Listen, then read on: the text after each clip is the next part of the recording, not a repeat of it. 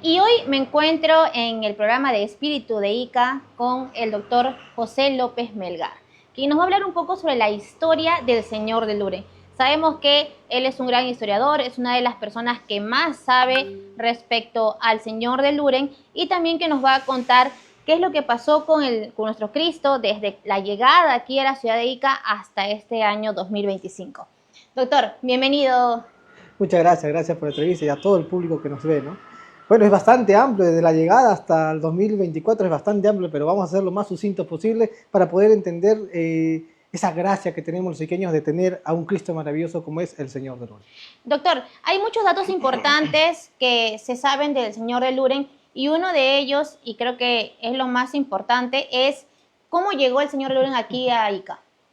Bien, el Señor de Luren, como todos sabemos, llegó un 25 de enero de 1570 aquí al valle de Urin, Ica, al valle de Ica, como se le llamaba, ¿no? Originalmente se le conocía. Pero ¿cómo llegó? Vamos a poder entender un poquito la originalidad, ¿no?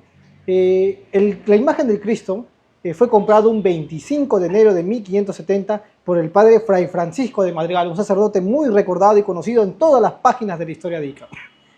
Este sacerdote, que era párroco de la doctrina de Urin Ica, ¿ya? Que cabe citar, y eso un poquito debemos entender, originalmente la población de Urin Ica albergaba a los indios naturales de este valle, a los indios yunga de este valle, que también estaban entremezclados con los indios yanaconas, que eran los serviles, con los indios de linaje y con indios foráneos, forasteros. Cuando llegó, otro nombre que debemos recordar, el encomendero Nicolás de Rivera el Viejo, por eso que tenemos una avenida llamada así, él llega y comienza a reducir, a administrar a toda esa población. Dice, aquí en Urin Ica se van a quedar los indios naturales. Más al norte, lo que es hoy la plazuela Sebastián Barranca, se van a quedar los indios yanaconas. Por eso se llamó el pueblo de los yanaconas, el pueblo de Anan Ica, que significa parte alta, y Urin significa parte baja. Entonces, aquí nomás en la parte alta de la plazuela Barranca estaban los indios yanaconas, que eran los foráneos, que eran los indios serviles de los indios naturales. Más al norte, lo que es hoy el distrito de San Juan Bautista, mandaron a los indios de linaje para que estuvieran. En 1563, mismo año que se funda la villa de Valverde, se crea otra población más llamada Santa Ana, en lo que es hoy el pueblo o que es la plazuela de Bolognesi. Ahí se concentraron a los indios foráneos y forasteros. Entonces cada quien, de acuerdo al sistema urbano español, tenía su casa, su cabildo, su casa cural y eran pueblos autónomos. Mira, 1534, 1549 ya comienzan a administrarse, crearse eso. Todavía no había llegado Jerónimo de Corera a fundar la villa de Valverde. Todavía no teníamos esencialmente la villa de Valverde como nombre. Entonces, en ese tiempo, en el 49, o sea, Nicolás de Rivera el Viejo llega con los sacerdotes de la orden franciscana. Caso contrario que pasa con Lima, que la primera orden que llega al Perú ya fue la orden dominica, pero ahí que llegó la orden franciscana. Entonces Nicolás viene con sus sacerdotes, con sus españoles y con la orden franciscana, quienes comienzan el adoctrinamiento, la evangelización a estos indios naturales. Perfecto, entonces cada quien hizo su cabildo, una pequeña ermita, ¿no? Para que se hiciera ahí un común oratorio para los españoles que pasaran y poco a poco ir evangelizando a los indios naturales. Pasaron los tiempos, en 1549 se creó la primera capillita, en 1556 se crea ya una capilla mucho más grande donde ya los indios originalmente ya se estaban haciendo católicos y en 1560, mira, 3 años antes de la fundación de la Villa de Valverde, se crea oficialmente la parroquia de Urin Ica. 1560 se crea oficialmente la parroquia de Urin Ica, 3 años antes de la Villa de Valverde. Entonces, Vamos a entender, cuando llega Jerónimo de Cabrera con sus 40 españoles, no se fue a fundar la villa de Valverde al distrito de Pueblo Nuevo, lo que está Caracas. Es imposible porque, como ustedes han entendido, la población de Ica ya estaba aquí, en la Procela Barranca, en Luren, en el Bolognesi, ya había población, ya eran esencialmente católicos, ya habían parroquias. Entonces, es ilógico que se vaya Jerónimo de Cabrera a fundar una villa para españoles hasta el distrito de Pueblo Nuevo, llamado Villa de Valverde. Entonces, ¿dónde fundó Jerónimo de Cabrera la Villa de Valverde? En lo que es hoy la Plaza de Armas. Allí siempre estuvo la Ica, siempre estuvo nuestra ciudad de Ica en la Plaza de Armas con la Villa de Valverde. Entonces, en ese mismo año viene Jerónimo de Cabrera y se queda sorprendido porque los indios esencialmente ya eran católicos. Ya había una planilla de bautizados, de los primeros indios nobles bautizados. ¿Y dónde se guardan esos indios, esos documentos de los indios bautizados? En los archivos de San Francisco de Lima, en el Gran Convento, porque recordemos, y lo vuelvo a reiterar, allí los franciscanos fueron la primera orden que llegó ahí. Entonces, dentro de esos años, 1556, 49, ya había un sacerdote encargado de esa doctrina de Urica, de la orden franciscana, que su convento mayor estaba en lo que siempre ha sido San Francisco, 1568 aquí, y Urica, en lo que es la parroquia de Santiago Lure. El padre llamado Fray Francisco de Madrigal, como ya tenía varios años ahí, necesitaba una nueva imagen para reemplazar a una que ya había iniciado, ya estaba muchos años atrás, con la que iniciaron el adoctrinamiento a los indios naturales. Dice que era un Cristo de tamaño de vara y media, y como estaba desgastado, necesitaba una nueva imagen para su parroquia, una más espectacular, más especial para los iqueños. ¿Qué hizo? Voy a buscar una nueva imagen a mi convento mayor. Se fue a Lima, que el trayecto del viaje de Ica a Lima y de Lima a Ica duraba un mes, y tranquilamente aparece por Lima, y el 25 de enero de 1570, después de haber buscado tantos Cristos crucificados que no hallaba, se enteró que había llegado una embarcación que efectivamente había naufragado, antes de llegar al Callao. Tiraron las cajas y como nadie lo quería comprar, ¿ya? Lo vendieron al sacerdote que necesitaba una nueva imagen para reemplazar al que ya existía aquí en Urica. Así que de esa manera tan tranquila agarró y lo compró a 1.200 reales y lo trajo sin ninguna novedad de vuelta a Ica.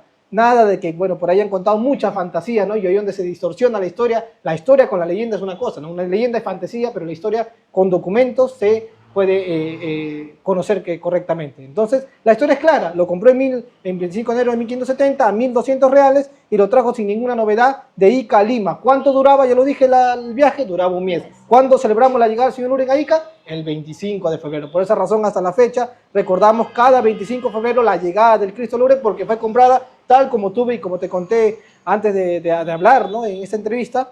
Tuve la gracia del señor de Luren de poder hallar que ese es el documento más importante hasta la fecha de Ica, porque cabe citar, Ica no tiene una acta de fundación. Entonces, este documento que está guardado en los archivos de San Francisco de Lima es el documento original a la puño y letra del padre Fray Francisco de Madrigal cuando compra la imagen del señor de Luren el 25 de enero de 1570 y lo trajo sin ninguna novedad en Ica y nada de que el burrito se perdió, esa cosa. ¿Por qué? Porque como ustedes han entendido, la parroquia de Luren o la ermita ya existía hace 14 años atrás y era cura de esa doctrina Fray Francisco de Madrigal. Esa es la historia correcta de la llegada del señor. Sí, porque hay muchas versiones. Una de ellas que he podido escuchar es que el señor de Luren no era un santo que venía para Ica, ¿no? Que había una embarcación, llegó a Lima, al puerto del Callao, y que por eso es que tenemos devotos del Callao ahora en la hermandad, ¿no? Sí, hay muchas versiones y siempre es importante dejar claro esto para la población iqueña y que conozcan, ¿no? Realmente cómo... Los devotos del Callao es otra historia, que eso ya se a partir del siglo XX, ¿no? Que es otra historia, no tiene nada que ver con ello. Entonces,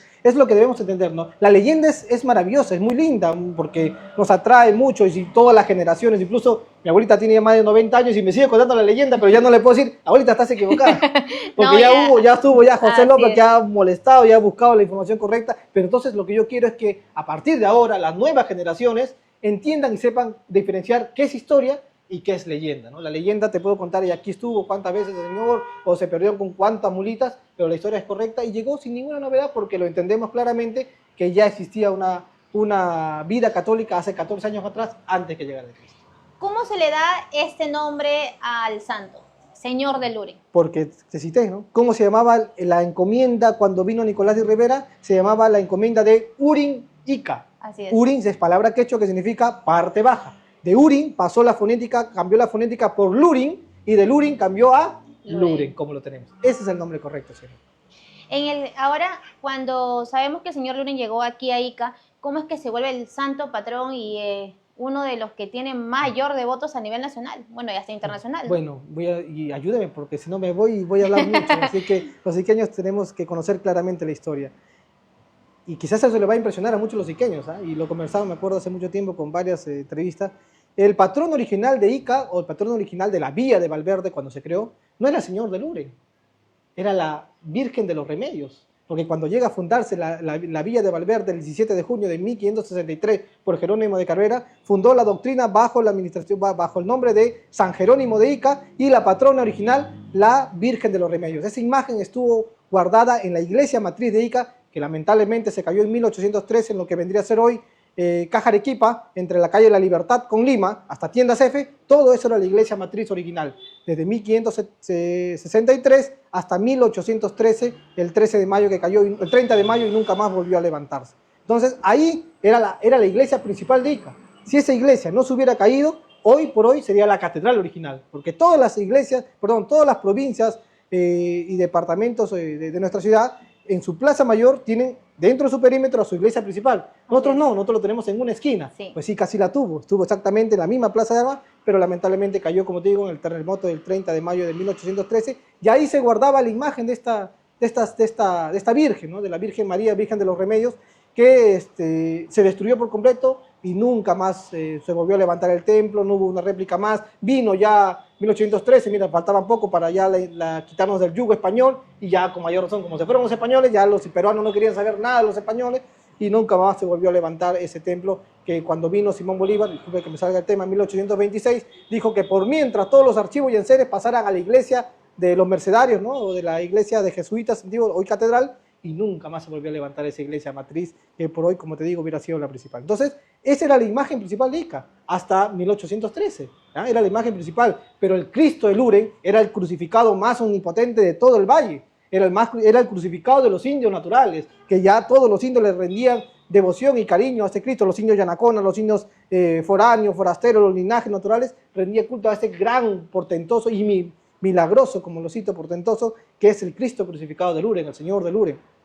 Así que se terminó el yugo español, comenzamos la independencia y comenzó a cobrar más fuerza esta imagen de Luren, ¿no? Comenzó a hacerse famoso ya a nivel en el sur del Perú, ya en Lima se sonaba, ya se hablaba de este Cristo, que era muy milagroso. Incluso están los documentos de 1704 que ya se hablaba que en el Valle de Ica había un Cristo que cumplía muchos milagros. Entonces, sí, Luren siempre ha sido muy querido. Quizás sepa de algún milagro que haya hecho que la devoción la encuentre en diferentes lados del Perú, porque si bien es cierto, usted sabe que conocemos santos en diferentes partes del mundo, en diferentes partes del Perú, pero ¿cómo es que al señor Luren le agarran tanto cariño o tanta devoción la gente? Yo siempre cuando me hablaban, y vamos a hablar, José, del libro, me decían, ¿puedes contarnos algunos milagros? Si yo escribiera sobre los milagros, durante esos 6 años que he demorado para escribir ese libro, he conocido tantísima gente, y cada quien hablándome mejor del Señor de Luren. Si yo hablara de todos los milagros que he leído, que he conocido, me haría 2 tomos de ese libro. Porque hay infinidad, incluso había un libro y un padrón solamente de puros milagros, que está también guardado en el archivo de San Francisco, mira, de 1500 y 1600. Solamente los milagros que cumplía esa imagen de ese Señor de Luren. Ahora, si hablamos del siglo XX, después del incendio, pues hay cantidad de milagros, cada quien mejor, cada quien tiene cosas increíbles que quizás no voy a conocer, me vaya a ir algún día de esta tierra, como tengo que irme, y no voy a llegar a conocer todos los milagros porque no voy a conocer a todo el mundo. Cada quien tiene una historia real con este Cristo, porque es el universo del iqueño, como siempre le digo, ¿no? Es el universo. No hay ningún capítulo de la historia de Ica que no se hable del Señor de Luren. Siempre ha estado y estará. El señor de Luren llega aquí a la ciudad de Ica. ¿Y cuándo es que se empieza a hacer las celebraciones? ¿Cómo eran al inicio sus celebraciones? Bien, hay 2 cosas, ¿no? Una cosa es la Semana Santa y otra cosa es la del mes de octubre. Así es. En Semana Santa, desde que llegó el Cristo de Luren, desde que llegó, recordemos que llegó en febrero, y prontamente, quizás en 1570, en marzo, en abril de ese año, habrá caído Semana Santa. Entonces el Cristo de Luren salió en procesión de inmediato, para relevar a la imagen que ya existía una imagen que estaba desgastada, como le he contado, ¿no? Entonces, como ya existía una imagen, ya salían en procesión, los indios sabían que era una procesión, quién era un Cristo crucificado, entonces no les pareció nada novedoso la imagen del Cristo de Luren. El señor Luren, ni bien que llegó, a la siguiente Semana Santa salió en procesión durante 449 años, porque justo cuando tengo 50 años, según lo que yo he investigado profundamente, la única vez que no se ha dejado, que se ha dejado hacer una procesión de Semana Santa ha sido la de la Semana Santa del 2020 debido a la pandemia del COVID. Así es. Es increíble, es increíble. Entonces, me acuerdo que me hicieron una entrevista a nivel nacional y me preguntaron, ¿no? José, ¿cuántas veces ha dejado salir su Luren en Semana Santa? Dígame, yo he revisado todos los documentos y no he encontrado una paralización de una procesión, excepto esta ley. Así que fue una pena, ¿no? La de la pandemia. Porque recordemos, disculpen que me salga nuevamente, en 1919, ¿ya? Hubo también una pandemia, la pandemia de la gripe española, que duró de 1920 hasta 1924. Exactamente igual como nosotros, como hemos vivido. Y por esa razón que fue que el templo demoró 33 años en construirse, porque no había dinero. El Perú estaba volviendo a levantarse económicamente y muchas cosas más, porque murieron muchísima gente, ¿no? Y para dar testimonio, vayan al cementerio antiguo de Saraja y van a ver cantidad de pabellones muertos por la pandemia de la gripe española en 1919. Doctor, ¿y la Semana Santa en ese entonces cómo se celebraba? Uy, la Semana Santa era bastante rígida. Estamos hablando, si me voy a los primeros documentos, a los primeros textos que te hablan de la Semana Santa, no podemos dejar de lado a los tres hermanos, que es Francisco, Pedro y Ricardo Caso. Cabe citar, Francisco Caso fue el escultor y director de la obra de la imagen del señor Luren después del diseño de 1918 y escribe un documento titulado Los Tres Hermanos y él cuenta cómo era la antigua Semana Santa. Cabe citar, prologado por Ventura Calderón, casi premio Nobel, ¿no? Entonces, comienza a contar, ¿no? Algunas cosas, unos parajes y también los documentos antiguos, citan de lo rígido que era la antigua Semana Santa. Las mujeres en absoluto vestir negro con sus velos negros, tenían que salir a la calle, un profundo silencio, no había cine, no había música, solamente música sacra, porque era día de recogimiento, día de esto. Entonces, la Semana Santa en Ica comenzaba un domingo de Ramos, en lo que era el antiguo templo de San Agustín. ¿Dónde quedaba el templo de San Agustín? En lo que vendría a ser hoy la calle Lima, con la calle Grau, con la avenida Grau y la calle Cajamarca, por donde estaba antes el ingreso a la Dirección Regional de Educación, por la calle Cajamarca, hoy venden celulares, todo por ahí, ¿no? Por ahí era el ingreso al convento mayor de los agustinos. Y el templo estaba en toda, casi la primera cuadra de la calle Lima. De ahí salía el gran señor montado, ¿no? En su borriquillo, para recordar ese traslado de la entrada de Jesús a Jerusalén, y toda la población con sus palmas en manos, ¿no? Acompañaba, solamente daba una vuelta al perímetro de la Plaza de Armas y regresaba a su templo, ¿no? Eso era en el templo de San Agustín, un domingo de Ramos en el siglo XIX. Al siguiente día, el lunes y martes santo, las celebraciones se hacían en el templo de Santa Ana, que era el pueblo de Bolognesi para los indios foráneos. Su iglesia quedaba en lo que es hoy el Colegio Margarita Santana de Benavides. Ahí estaba la iglesia, de ahí salía también una procesión, y el templo de la Purísima Concepción de Ananíca, lo que es hoy el Poder Judicial. Ahí estaba el templo, la Purísima Concepción de Ananíca, hasta 1918. Yo tengo fotografías, porque también ahí sí hay fotografías de ese templo. Y de ahí salía, dice, San Juan, el apóstol San Juan, llevado por los jóvenes, ¿no? Que nos llevaban zarandeando para recordar al apóstol más joven que acompañó también a Cristo en el momento de su crucifixión. Entonces era lunes, martes santo, y hasta llegar al miércoles santo, que salía la imagen del Señor Nazareno, siempre de la iglesia de la Merced, antiguamente jesuita, la Merced, hoy Catedral de Ica. Salía el Cristo Nazareno, una procesión también muy antigua que los iqueños debemos recordar y darle esa fuerza necesaria, porque ha sido un Cristo muy venerado. He encontrado documentos muy antiguos de cómo eran las novenas especiales a este Cristo Nazareno, y salía siempre desde el templo de la Merced. Pero ese mismo día, miércoles, que salía a las 7 de la noche, a las 3 de la tarde, sucedía algo excepcional para los iqueños. Era la bajada del Señor de Luren, el miércoles santo. A las 3 de la tarde se bajaba y la gente abigarrada, amontonada, se disputaba a tocar un poco el sudario o la cruz del Señor de Luren, que era bajado de su cruz de Oni para ser puesto al lado lateral de su santuario, de su capilla, en ese entonces, ¿no? Antes que se incendiara, y poder ganar toda la gracia de toda la población durante del miércoles al jueves santo, que el Señor se quedaba ahí echadito, y se le cambiaba pues su sudario, tal como vemos ahora, ¿no? Que es en la bajada, se le cambiaba la cabellera y todo ello, y la gente iba a ganar las gracias toda esa noche, de miércoles santo hasta jueves santo, porque el jueves santo a las 6 de la tarde antiguamente era la hora del Señor, era la hora del Cristo Luren. Desde su capilla blanca, como contaba Valdelomar en Hierba Santa, en su cuento espectacular que escribe, y lo traslado, cuenta, salía el Cristo del pueblo, el Cristo de su pueblo, el Cristo de su tierra, era el Señor de Luren. Salía pues majestuoso desde su capilla blanca hasta su templo y recorría a paso lento toda la noche, que cabe citar, es el único Cristo en el Perú desde el siglo XVI que recorría toda la noche. Los sacerdotes, y te digo, ¿no? Y quizás ya son siglos pasados, 2 veces quisieron interrumpir la procesión porque decía, no es posible que una procesión se lleve toda la noche, puede salir un ratito por la tarde, regresar, pero no toda una noche, hasta el otro día. 2 veces quisieron interrumpir, pero los iqueños dijeron, no, nada. El Señor de Luren sale de noche y toda la noche recorre y recorrió. Hasta la fecha sigue nuestro Cristo, no seguimos con la misma tradición y salía un Jueves Santo. Recién desde el año 2000, con un decreto episcopal del Monseñor Guido Breña López, el anterior obispo de Ica, menciona que deberíamos trasladar la procesión de Jueves Santo a Viernes Santo porque es la fecha real en que es la pasión de Cristo, ¿no? Jesús no muere el Jueves Santo, muere el Viernes Santo. Entonces, a partir de esa razón, bueno, por ahí los iqueños discreparon un poco, pero hemos entendido, hemos aceptado, y la procesión desde el año 2000 sale los Viernes Santo, tal como lo podemos, ya no tengo por qué mencionarles porque lo vemos hasta la fecha, ¿no? Doctor, ¿y en ese entonces ya existía algún grupo de devotos, de fieles como la Hermandad, que ahora se encarga de la organización de esta procesión? Hasta antes del siglo XX, con la constitución o la creación de esta sociedad de los 6 amigos, 1918, habían custodios, cuidadores del Cristo Luren, los mismos devotos, los mismos vecinos de esta pequeña población, originalmente de indios y la población más lejana de Ica, porque recordemos que Ica, hasta mediados del siglo XX, Luren era lo más lejano que tenía. Entonces llegar, ¿por qué razón también? Disculpen que me adelante, se demoraron tanto en llegar en el incendio, ¿no? Porque Luren ya era lo último. Antes la calle, las ciudades, los vecinos, las casas llegaban solamente hasta la calle Cabaná con San Martín. Por eso que antes hasta ahí llegaba la doble vía, hasta el año 2012, ¿no? 2002 que se hizo la doble vía en San Martín. Hasta ahí nomás llegaba la ciudad de Ica con los baños y piscina del Edén, del señor Iván Elías, ¿ya? Así que hasta ahí llegaba Ica, entonces la población siempre ha sido muy minúscula, la población peruana ha sido siempre minúscula, Ica con mayor razón, ¿no? Por lo que somos una provincia. Entonces, era eso, ¿no?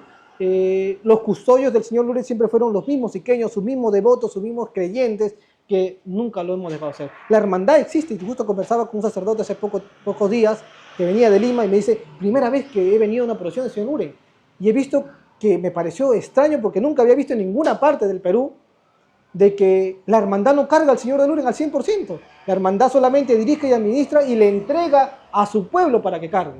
Y es así, es en la única procesión en el Perú que lo cargan su propia población. No es como el Señor de los Milagros que existe cuadrillas 1, 2, 24, 25, 26, cantidad de cuadrillas. En Ica existe una sola hermandad que dirige, administra, custodia a Cristo todo el año y en las procesiones, pero ni bien que sale el Señor, Él se está pasando su atro y le entregan las andas a su población para que su mismo pueblo lleve a su Señor en andas hasta el otro día a retornar. Eso solamente ocurre en Ica desde siempre y para siempre.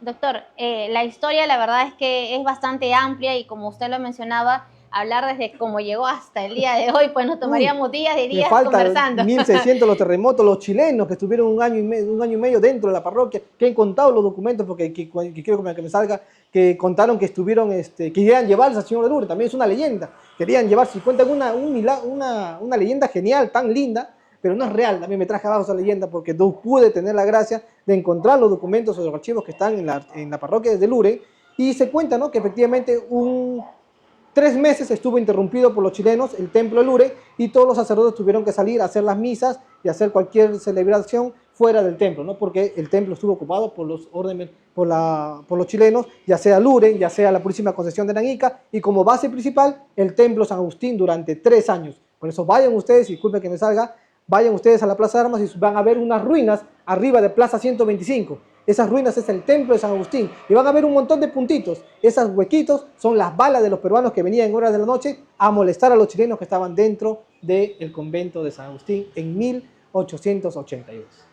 El señor Luren llega en ese entonces, como me mencionaba, y hace la celebración de Semana Santa cuando salía todavía jueves.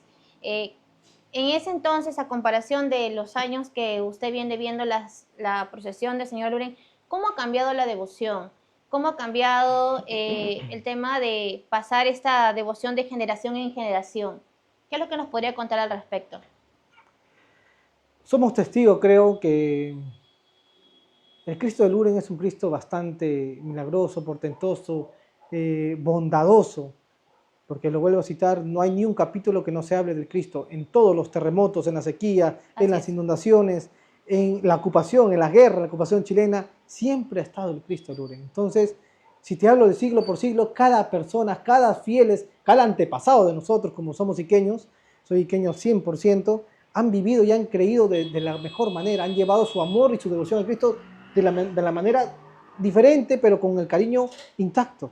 Y por esa razón, yo creo que, como siempre lo digo y lo cito en el libro, ¿cómo se agrega uno a la devoción del Cristo Luren? Es a través de los padres, de los familiares, de los abuelos. Ellos te agregan ese cariño por tu Cristo, por el Cristo de sus antepasados también de ellos, el cual uno no puede negarse. El Cristo Luren es extremadamente portentoso, estimada amiga, ¿no? Estimada amiga, no hay ningún episodio que el Señor Luren no haya estado, ¿no? Entonces, cada quien hemos tenido cómo celebrar, cómo querer a nuestro Señor. Estamos en siglos diferentes, los tiempos han pasado, la modernidad nos hace pensar otras cosas, los jóvenes están quizás yéndose por otros lados, pero a dónde quiero llegar es a los padres, ¿no? A los padres que tienen esa devoción, no descuidar de eso, no descuidar, porque no solamente es querer a Cristo crucificado, querer a nuestro Señor, que es a quien debemos de querer siempre, sino también no perder nuestra tradición. La tradición de un pueblo no se puede perder en ningún momento. Recordemos que esa tradición que vemos, que es la procesión del Señor Luren, que es las novenas en octubre, es patrimonio cultural de la nación desde el año 2015, que tuve la gracia también de ser el peticionante, juntamente como señor Héctor, tuve la gracia de redactar el documento y darle ese regalo a nuestra profesión de ICA para que puedan saber y sentirse orgullosos de que lo que están viendo, lo que están acompañando al Señor y esa procesión y esa novena es un patrimonio cultural de la nación. No debemos sentirnos en ningún lado alejados de ellos. Debemos sentirnos al contrario orgullosos y levantar en voz alta que es parte de nuestra tradición, como también la vendimia, como también todas las tradiciones de Yauca y todo lo que conviene que ver con Ica. El Señor de Luren es Ica. Todo. Doctor, ya más o menos para poder culminar esta entrevista, que de verdad que vamos a tener que tener otra parte más y conversar en mayor detalle, ¿cómo se vivió? Hay dos puntos importantes, que es el incendio y el terremoto de 2007. Siempre me apena cuando me piden hablar muy sucinto, pero vaya que deben hacerlo porque yo, como tú verás, saco y saco y me voy acordando de informaciones, ¿no? El incendio de Luren fue muy doloroso, como le digo, ¿no?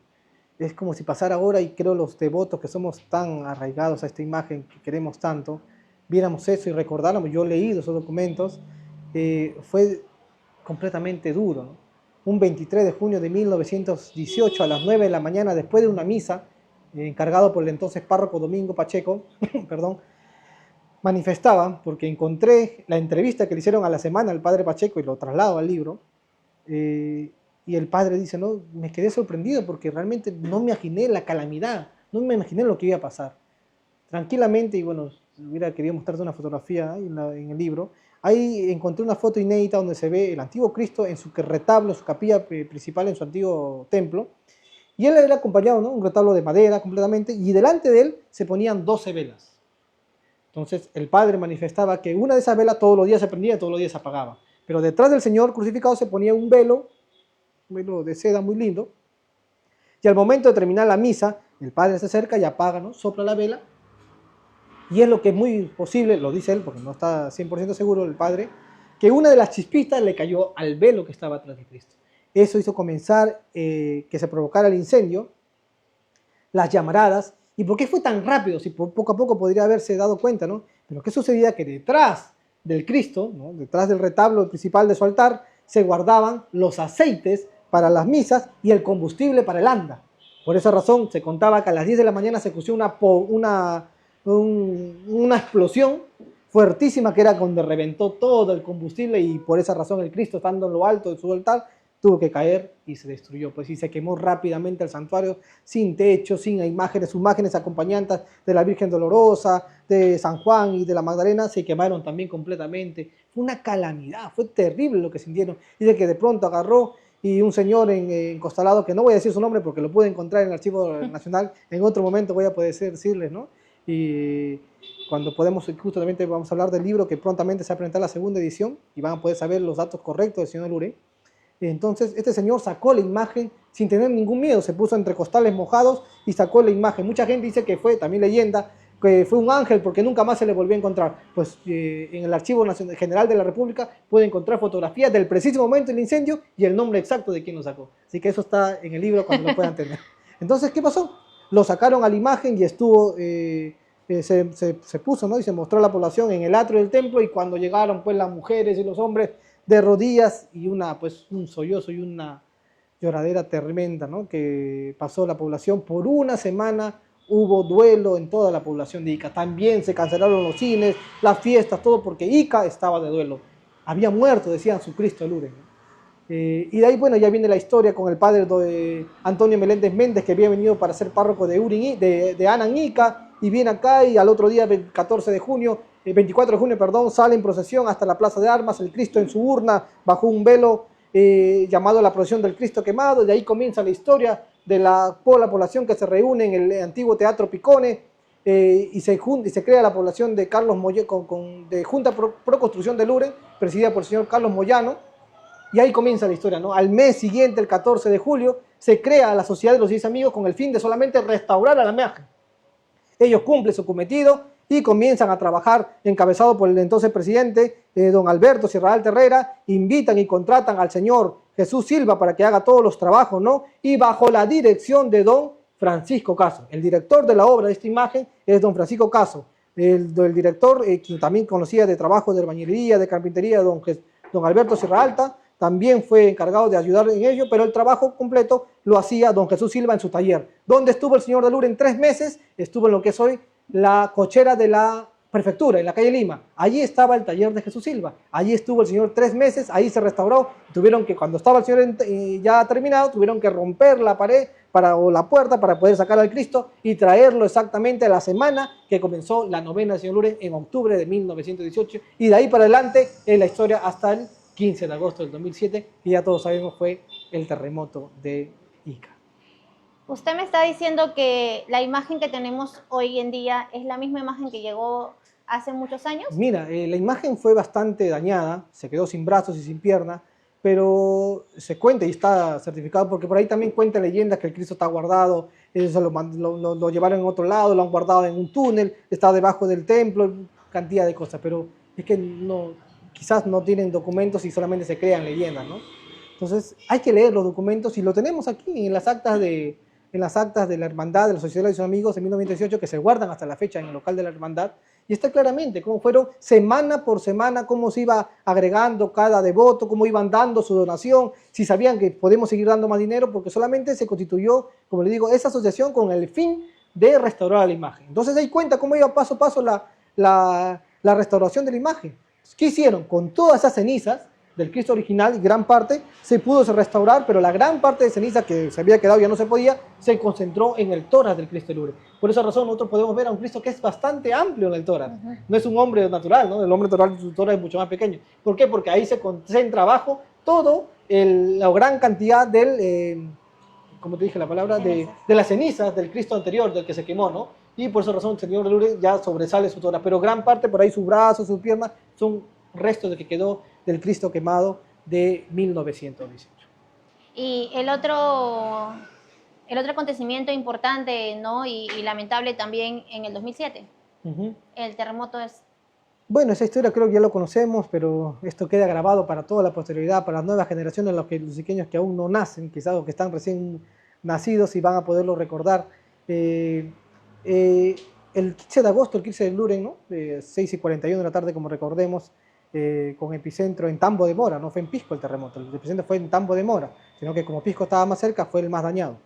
Ahí fue el terremoto, y pues Ica no aguantó, ¿no? Toda la construcción de la Ica antigua, de la Ica del siglo XX, ya se cayeron, ¿no? Todo el centro histórico, y Lourdes, pues lamentablemente su torre principal cayó dentro de la nave, porque si hubiera caído afuera quizás se hubiera restaurado. Por eso que demoró más de 10 años en poder reconstruir este templo, porque también tenía el título de patrimonio monumental, ¿no? Pero bueno, eso es un proceso que, bueno, también durante los 10 años de espera de eso, el 15 de agosto el señor Lourdes estaba tranquilamente, ¿no? Y también es algo que quizás por ahí los iqueños todavía han sido escuchando.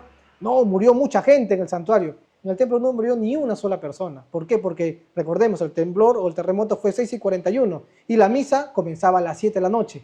Recién entrevisto ahí a los dos sacristanes y a don Carlos Salas, que ese entonces estaba encargado del coro del templo. Los entrevisto a los tres, ya antes de que falleciera don Carlos Salas, y ellos cuentan cómo había sido.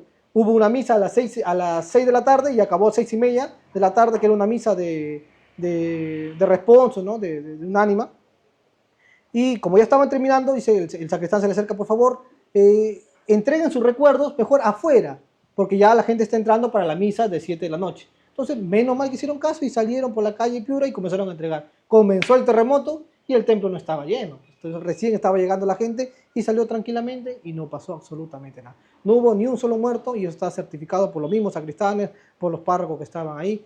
Y no hay ni un testimonio, ¿no? ni una acta de que se haya levantado algún cadáver ahí. Así que el templo, señor Luren, quedó completamente intacto, como vemos en la fotografía, porque si hay fotografías, y para adelante. Nuestro Cristo estuvo 10 años y 11 meses en una capilla provisional para que un 14 de junio regrese radiante el Cristo Luren a su templo, bajo la mirada de todo su pueblo, que ese día fue una procesión extraordinaria, pero ordinaria a la vez. Un 14 de junio del 2019, no lo debemos olvidar los iqueños, y menos mal que están los testimonios. Hubo tanta gente, y ustedes vean las fotos, desde las 2 de la tarde hasta las 6 de la tarde, porque la gente anhelaba tanto de ver nuevamente ingresar al Señor de Lourdes a su santuario, y fue lo que pasó. Y ustedes vean las fotografías, las imágenes, cuando el Cristo está volteando, que cabe citar, miren ustedes las imágenes, no sé si se habrán dado cuenta, el Señor Lourdes siempre en una procesión ordinaria agarra y antes de entrar a su templo, dobla y entra mirando a su pueblo. No entra dando la espalda. Ese día, por primera vez, el Señor Lourdes entró mirando a su templo.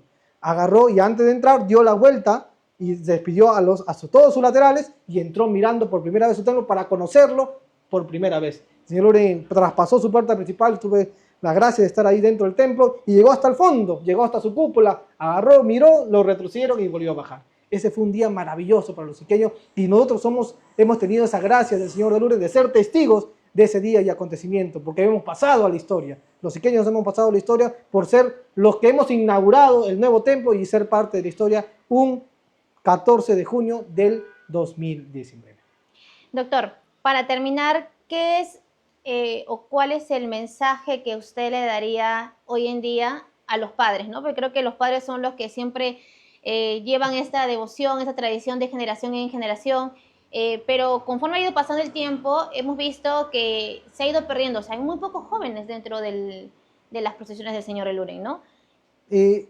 No lo sé, la verdad que más bien yo me di cuenta que veo más jóvenes, y te digo, discúlpame, ¿por qué? Porque hasta, bueno, si hablar bueno, que converse con el presidente de la hermandad, porque yo recuerdo hasta hace un pocos años atrás, antes de la pandemia, se habían creado un montón de juventud del Señor de Lourdes, de devotos jóvenes del Señor de Lourdes, y hacían cada quien sus arcos, sus alfombras. Ya no los veo, creo, estos pocos años, pero yo creo que es la pandemia, así que no le voy a decir, yo creo que la devoción está intacta, y como lo dices tú, son los padres los guías, son los padres, los abuelos son los guías para los iqueños, son los guías para la historia de cada pueblo.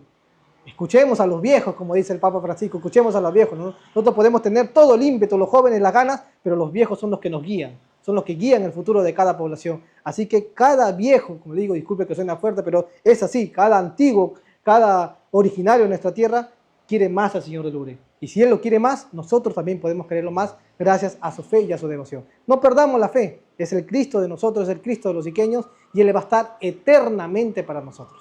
Creamos en Él siempre. Muchas gracias, doctor. La verdad que es muy agradecida por el tiempo y espero tenerlo más adelante, que quizás también se pueda unir a la familia de Sol en algún momento y que nos pueda dejar toda esta información, ¿no? Que hoy en día por el medio de las redes sociales y la tecnología que tenemos se puede compartir. Muchas gracias. Gracias a ti.